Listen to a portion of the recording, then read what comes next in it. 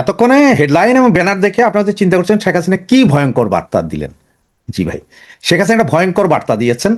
তো এই বার্তার মধ্যে তার আগে আমি বলবো যে বার্তা দেওয়ার পেছনে, আগে এবং পেছনে সব জায়গায় আপনার সহায়ক ভূমিকা পালন করেছে আমাদের তৃণমূল কর্মী ভাই বোনরা। মানে আমাদের নেত্রী জননেত্রী শেখ হাসিনা তিনি বুঝতে পেরেছেন যে তার ভাইয়েরা, তার সন্তানরা, তার সহযোদ্ধারা কেউ শেখ হাসিনা বিহীন আওয়ামী লীগ চায় না, কেউ শেখ হাসিনা বিহীন বাংলাদেশ চায় না। আর যার কারণে তৃণমূল যে কর্মী সমর্থক ভাই বোন আছেন তারা বুক চিতিয়ে রাস্তায় সেনাবাহিনী, পুলিশ, বিডিআর, র্যাব, সরকারের সমস্ত যন্ত্রকে উপেক্ষা করে মিছিল মিটিং করে যাচ্ছেন। এটাতেই আমাদের নেত্রীকে আরো বেশি সাহসী করে তুলছে। কারণ হচ্ছে আমাদের নেত্রী সঠিকভাবেই নির্ধারণ করতে পারছেন, বুঝতে পারছেন যে দেশ নেত্রীকে চায়। এই দেশ, এই বাংলাদেশ জননেত্রী শেখ হাসিনার হাতেই নিরাপদ। এই দেশের জনগণ শেখ হাসিনার হাতেই নিরাপদ। এই দেশটা, পুরো দেশটা, সবকিছুই শেখ হাসিনার হাতে নিরাপদ। সেটা যেমন আমার নেত্রী জানেন, তেমন আমাদের তৃণমূল কর্মীবৃন্দ জানেন। সুতরাং আপনাদের সবাইকে আমি আমার আন্তরিক অভিনন্দন এবং স্যালুট জানাই। আমরা যারা বিদেশে বসে আছি আমরা লম্বা লম্বা কথা বলছি, এটা ভাই আমি অস্বীকার করতে রাজি নেই। আমরা বলছি, আমরা বলতেই থাকবো এভাবে, কিন্তু মূল কাজটা করছেন আমাদের তৃণমূলের ভাই বোনরা, আমাদের তৃণমূলের কর্মীরা। আপনারা ভাই বাংলাদেশের বীর। 71-এ যেমন মুক্তিযোদ্ধারা এসে দেশ স্বাধীন করে দিয়েছিলেন, আপনারাও সেম। তাই আপনাদের প্রতি সশস্ত্র কৃতজ্ঞ এবং সম্মান জানাই। তো আসুন যে শেখ হাসিনা কি বার্তাটা দিলেন। আজকে হিন্দুস্তান টাইমসে একটি আর্টিকেল একটা বিশাল নিউজ ছাপা হয়েছে, যেটা সারা বিশ্বে আলোড়ন তৈরি করছে। অলরেডি বিভিন্ন জায়গায় আলোচনা হচ্ছে। তো সেখানে শেখ হাসিনা যেই বার্তাটা দিয়েছেন, ওনাকে যা বলা হয়েছে, যা জিজ্ঞেস করা হয়েছে, তার মধ্যে থেকে ওরা যে হেডলাইনটা করেছে নিউ ইয়র্ক টাইম, এই যে আমার পেছনে যেটা দেখছেন নিউ ইয়র্ক টাইম বলতে সরি হিন্দুস্তান টাইমসের, সেখানে ওরা আর্টিকেলটা করেছে যে অনুপস্থিতি মানেই নীরবতা নয়, খুব শীঘ্রই বাংলাদেশে ফিরবো জননেত্রী শেখ হাসিনা, এটা সরাসরি বলেছেন এবং এখানে কোনো ভুল নেই। তো পুরো আর্টিকেলটা বিশাল বড়, এটা বাংলায় পুরোটা করে বা বললে এটা প্রায় আধা ঘন্টার উপরে লাগবে। আমি আপনাদের কিছু চুম্বক অংশ দিচ্ছি। যেমন নেত্রীকে ওরা প্রশ্ন করেছিল যে স্বদেশ প্রত্যাবর্তন, 1981 সালের স্বদেশ প্রত্যাবর্তন সেই স্মৃতি উনি বলেছেন যে 17ই মে আমরা আমরা মানে আমি যে রণনীতি শেখ হাসিনা তিনি বাংলাদেশের স্বদেশ প্রত্যাবর্তন করেছিলেন, সেই দিনও তৃণমূল কর্মীরা ওনার পাশে ছিলেন, তারাই ওনাকে রিসিভ করে নিয়েছিলেন, তারাই তাদের আন্তরিকতা, সাহসিকতার মাধ্যমে ওনার নিরাপত্তা নিশ্চিত করেছিলেন। এর পরের প্রশ্নটাতে উনি বলছেন যে ফেরার সময়টা নির্দিষ্ট নয়।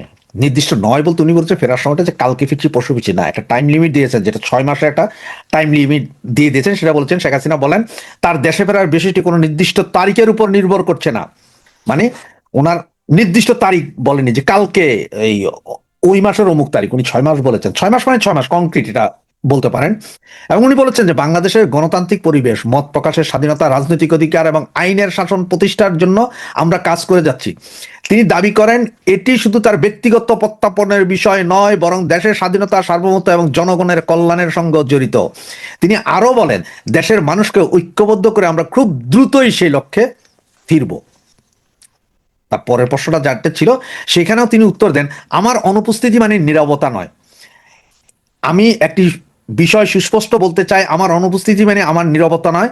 তিনি দাবি করেন দেশের জন্য তিনি প্রতিনিয়ত লড়াই করছেন আন্তর্জাতিক কূটনৈতিক পর্যায়ে, আন্তর্জাতিক আইন, বৈশ্বিক গণমাধ্যম সক্রিয়ভাবে কাজ করছেন। তিনি আরো বলেন আমি 19টি হত্যা চেষ্টা থেকে বেঁচে গেছি, কিছুই আমাকে থামাতে পারেনি। এবং শেষে তিনি ঘোষণা দেন আল্লাহ আমাকে বাঁচিয়ে রেখেছেন, তাই খুব শীঘ্রই আমি বাংলার মাটিতে ফিরব, যেটা তিনি বলেছিলেন 6 মাসের ভিতরে ফিরবে। এরপরে ওনাকে সাংবাদিকরা প্রশ্ন করেন যে আওয়ামী লীগ নিষিদ্ধ হলেও কি দল ফিরবে। তিনি বলছেন যে আওয়ামী লীগ নিষিদ্ধ হলেও দল ফিরবে। তিনি বলেন আওয়ামী লীগ নিষিদ্ধ থাকা এবং তার বিরুদ্ধে একাধিক মামলার বিষয়ে প্রশ্ন করলে শেখ হাসিনা বলেন আওয়ামী লীগ জনগণের দল, বন্দুকের জোরে বা ক্ষমতার আশীর্বাদে এই দলের জন্ম হয়নি। তিনি বলেন কাগজে লেখা কোনো নিষেধাজ্ঞা আওয়ামী লীগকে দমন করতে পারবে না। যদি নিষেধাজ্ঞা দিয়ে আওয়ামী লীগকে থামানো যেত তাহলে বাংলাদেশের জন্মই হতো না। নেত্রী এই বিষয়টা বলেছেন। এবং নেত্রী বলছেন নিষেধাজ্ঞা আসলে ভয়টা হচ্ছে যে বর্তমান সরকারের।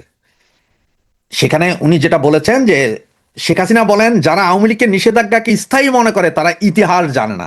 তিনি বলেন এই নিষেধাজ্ঞা আসলে ক্ষমতাসীনদের ভয়কে প্রকাশ করে। তার অভিযোগ আওয়ামী লীগ যদি সংগঠিত গণতান্ত্রিক রাজনীতি করতে পারে তাহলে রাষ্ট্রবিরোধী কার্যক্রম চালিয়ে যাওয়া কঠিন হয়ে পড়বে বলেই এই নিষেধাজ্ঞা দেওয়া হয়েছে। তিনি দাবি করেন এখনো লক্ষ লক্ষ সমর্থক, হাজার হাজার নেতাকর্মী বাংলাদেশে আছেন যারা হামলা, মামলা, বড় নির্যাতনের মধ্যে ঐক্যবদ্ধ আছে। যেটা আমি প্রথমেই বলেছি যে ওনার প্রথম শক্তি হচ্ছে যে তৃণমূল বলতে সমস্ত তৃণমূল যারা এই মুহূর্তে হামলা, মামলা, হত্যা, নির্যাতন, বাবা মা হারা হয়ে এখনো জননেত্রী শেখ হাসিনার জন্য লড়াই চালিয়ে যাচ্ছেন, তাদের শক্তি, ওনার শক্তি। আমি প্রথমে যে কথাটা বলেছিলাম উনি সেম সেই কথাটাই বলেছেন। এবং সর্বশেষ ওনাকে যে প্রশ্নটা করা হচ্ছে মাইনাস আওয়ামী লীগ বিষয়ে, উনি যা বলেছেন সেটা হচ্ছে যে দলের কিছু নেতা শেখ হাসিনাবিহীন আওয়ামী লীগ গ্রহণযোগ্য হতে পারে বলে মন্তব্য করছেন। সেই বিষয়ে তিনি বলেন, সাংবাদিকদের প্রশ্ন ছিল যে দলের কিছু নেতা শেখ হাসিনাবিহীন আওয়ামী লীগ গ্রহণযোগ্য হতে পারে বলে মন্তব্য করেছেন, সেই ব্যাপারটা উনি বলেন। তিনি বলেন দলের আদর্শিক কর্মীরাই নেতৃত্ব নির্বাচন করবেন এবং দল সংস্কার বা সমন্বয় একটি চলমান প্রক্রিয়া। তিনি আরো বলেন আওয়ামী লীগের সঙ্গে যুক্ত কিছু ব্যক্তির বিরুদ্ধে অভিযোগ উঠতে পারে, কিন্তু দল কখনো অন্যায়কে প্রশ্রয় দেয়নি। তার মানে আওয়ামী লীগের কিছু নেতা যদিও চান, কিন্তু তৃণমূল কর্মীরা বা আম জনগণ যাকে বলি তারা কখনো অন্যায় করেনি, তারা কখনো অন্যায়কে প্রশ্রয় দেয়। তারাই সিদ্ধান্ত নিবে আওয়ামী লীগ কে চালাবে। সুতরাং পুরো এটা আপনারা যদি চান তাহলে হিন্দুস্তান টাইমসে আপনারা জাস্ট গুগলে লিখতে পারেন শেখ হাসিনা উইথ হিন্দুস্তান টাইমস, পুরো আর্টিকেলটা ইংলিশে পাবেন, সেটা বাংলায় ট্রান্সলেট করে দেখতে পারেন। এছাড়াও হয়তো অন্যান্য অনেক পত্রিকা এই মুহূর্তে চলেও আসতে পারে, সেইখান থেকে আপনারা দেখে নিতে পারেন এবং এটা পড়ে নিতে পারেন। সুতরাং আমরা সকলে ঐক্যবদ্ধ হওয়া দরকার। নেত্রী যেটা বলছেন যে আমাদের ঐক্যবদ্ধ শক্তি সবকিছু করে দিবে। আমরা আরো যত বেশি সুসংগঠিত হব, যত বেশি ঐক্যবদ্ধ হব, তত বেশি আমরা শেখ হাসিনাকে 6 মাস আগেই বাংলাদেশে প্রত্যাবর্তন করানোর শক্তি এবং সাহস রাখি। এই বিশ্বাস আমার যেমন আছে, নেত্রীর আছে, এই বিশ্বাস তৃণমূল কর্মীদেরও আছে। আমরা সবাই বাংলাদেশ আওয়ামী লীগের কর্মী। আমাদের একমাত্র নেতা বা একমাত্র নেত্রী বঙ্গবন্ধু কন্যা জননেত্রী শেখ হাসিনা। জয় বাংলা, জয় বঙ্গবন্ধু। দর্শক বন্ধুরা কেমন আছেন? আশা করছি ভালো আছেন। বাংলাদেশ প্রতিদিনের আজকের একটা লেখা, সেই লেখার শিরোনাম হচ্ছে ইউনূসের বিত্ত বৈভব, প্রতারণা ও জালিয়াতি। একটা বাটপার লোক, একটা জালিয়াত লোক, একটা চক্রান্তকারী, একটা নৃশংস নিষ্ঠুর বর্বর লোক আমাদের দেশের প্রধান উপদেষ্টা হয়েছে। এটা গুটি কয় মানুষ ছাড়া আর সারা বাংলাদেশের মানুষ জানে, সারা বিশ্ববাসী জানে। ঠিক আছে, এইসব কথা তো একটা পত্রিকায় ছাপা হতে পারে না। কালের কণ্ঠে ছাপা হয়েছে একবার অনেক কেলেঙ্কারি, এখন বাংলাদেশ প্রতিদিন ইউনূসের আরেক কেলেঙ্কারি, ধারাবাহিক কেলেঙ্কারি তুলে ধরেছে। দীর্ঘ জীবন যাবৎ তার যে প্রতারণা, আমি এত বড় পড়তে পারবো কিনা বুঝি না, তবে তারপরও পড়ে শোনাতে চেষ্টা করি। ইউনূসের বিত্ত বৈভব, প্রতারণা ও জালিয়াতি, একজন মানুষ সম্পর্কে একটা পত্রিকায় এটা লেখা হয়েছে, এটা হচ্ছে শিরোনাম।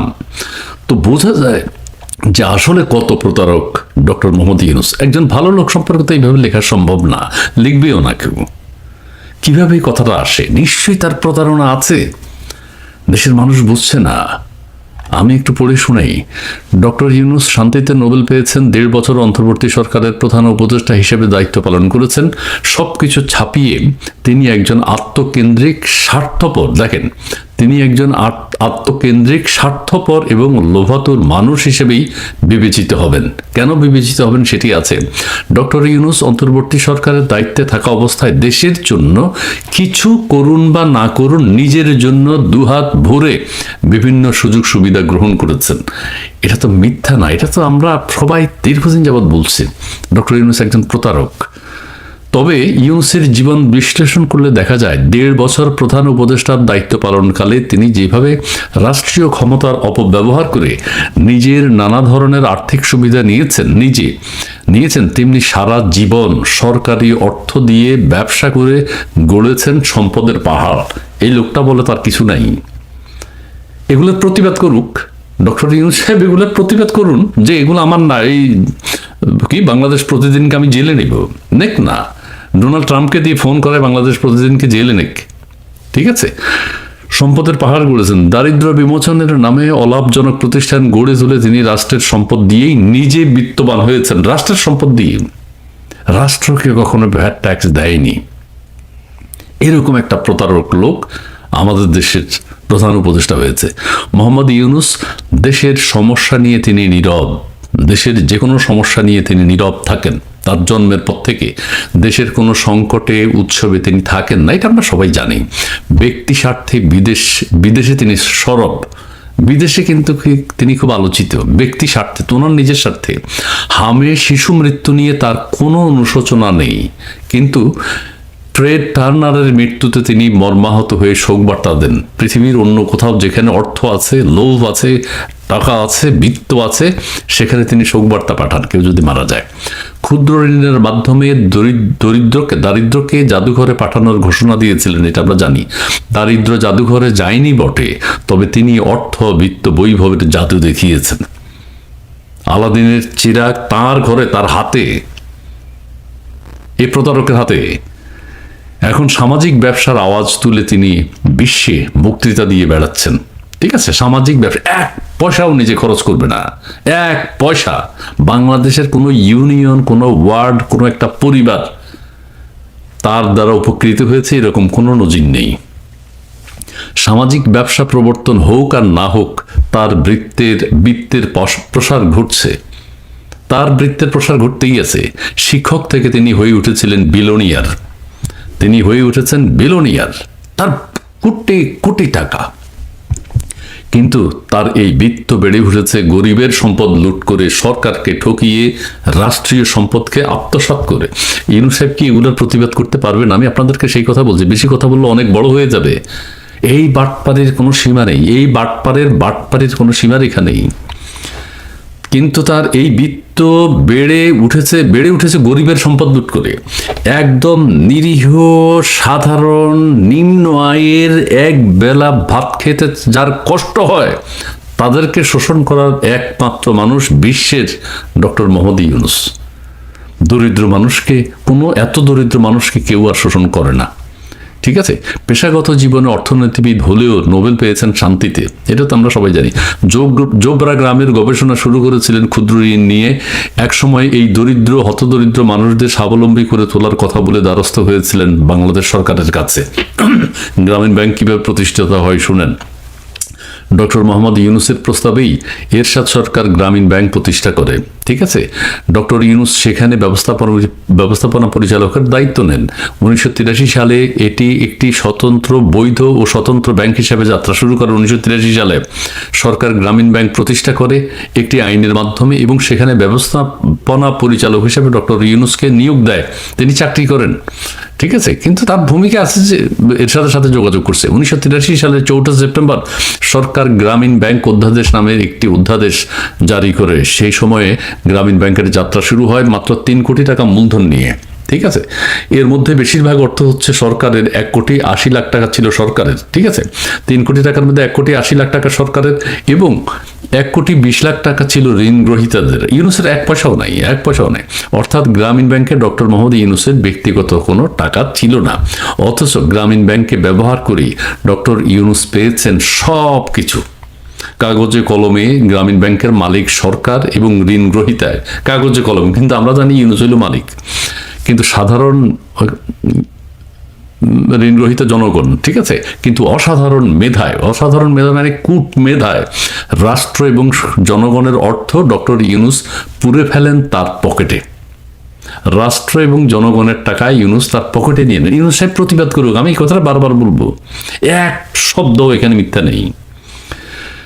গ্রামীণ ব্যাংকের টাকায় ডক্টর মোহাম্মদ ইউনূস গড়ে তুলেছেন তার নিয়ন্ত্রণাধীন 28টি প্রতিষ্ঠান, ও গ্রামীণ ব্যাংকের তথা সরকারের টাকা আত্মসাৎ করে তিনি এখন হাজার হাজার কোটি টাকার মালিক বনে গেছেন।